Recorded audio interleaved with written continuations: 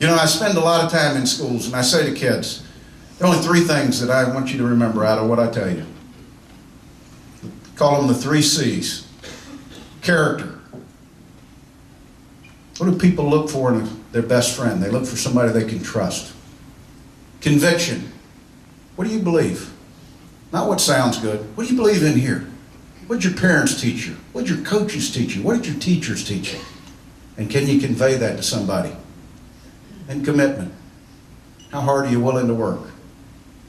Well, you wouldn't be here if you didn't have character and conviction.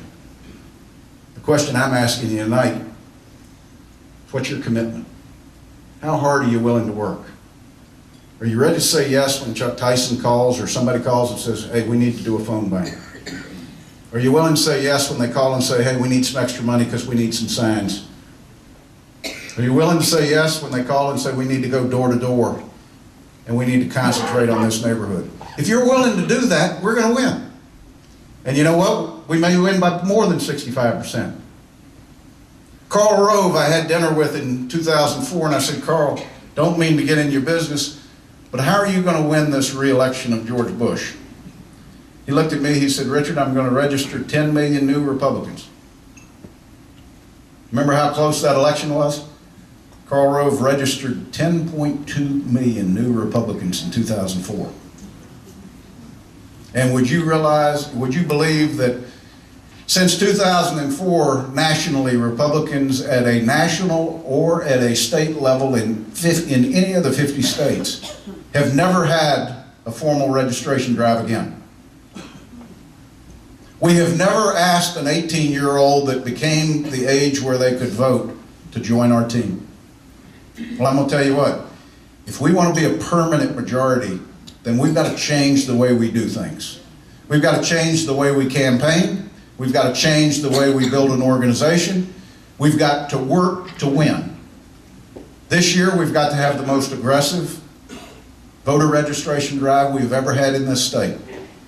We've got to learn from the successful campaigns like President Obama's about how we mobilize individuals that never leave their house but call hundreds of people every day on their cell phones. We've got to touch more people than we've ever imagined touching, because there's never been a better time to invite them to be involved. Here's the problem with having to raise $15 million for a race. I get an opportunity to travel nationally too often. No matter where I've been in this country, I find the same thing. Americans scared to death. They're scared to death about their job. They're scared to death about the future. They're scared to death about this country. What I'm trying to tell you is they're ready to be invited. They're looking for somebody to partner with to change the direction of this country, to actually strengthen the fabric of America versus to tear it apart. There's only one thing that's lacking: commitment. Helen Keller was asked years ago by a reporter, could she think of anything worse in life than to lose her sight? She paused for a minute and she responded this way: to have my sight and lose my vision. Well, Republicans lost their vision for a while. I was part of it. We spent way too much money. We didn't deserve to be in the majority. But you know what? When I look at the 8 years of the Bush administration where we accrued $3 trillion in debt, and now I look at the Obama administration where in the first 20 months of this administration, they're going to accrue $3.2 trillion in debt. We really weren't that bad. But you know what? That was $3 trillion too much in the Bush administration. You give us the opportunity to be the majority party again, I'll promise to you, we will never do what we did before. We'll make you proud.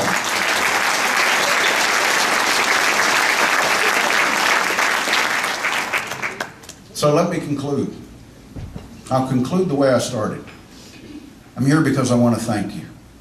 I want to thank you in advance for all the work I know you're going to do this year.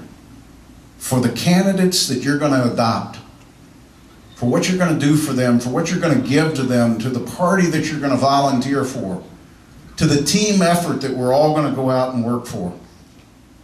You see, if we do this right, there's no race we can't win. There's no margin we can't beat. History says it's going to be tough. The only difference is they haven't met us yet. They haven't seen the determination of Republicans, Democrats, and independents in North Carolina in 2010. I really believe that we can change this seat that I'm in and get rid of the jinx.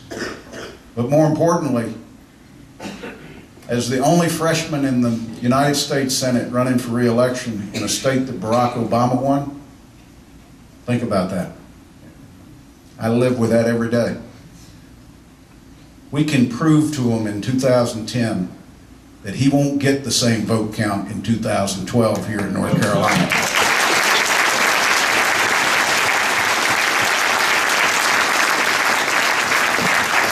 Make no mistake about it, this is not about just 2010. This is everything to do with 2012. This is just a warm-up for us to show what we can do. Martin Luther King gave a sermon right before he was assassinated. He gave it in Washington, D.C. The title of that sermon was, "Are You Going to Sleep Through the Revolution?" In that sermon, he defined 3 revolutions that either were in progress in the United States or he predicted would be. He said we're in an industrial revolution. He defined that this way: if business and government don't learn to work together, predictable thing will happen. Business will leave. If you look at the 70s and early 80s, that's exactly what happened. He said we're in a technological revolution, and he went on to define it this way: if employers and employees won't invest their time to upgrade their skills, that's the worker whose job is at risk. And if you look throughout the 80s and the early 90s, who was the displaced worker? The one that couldn't integrate a computer into the workforce that became high-tech. I want to focus on the last one. He said we're in a values revolution. Defined it this way: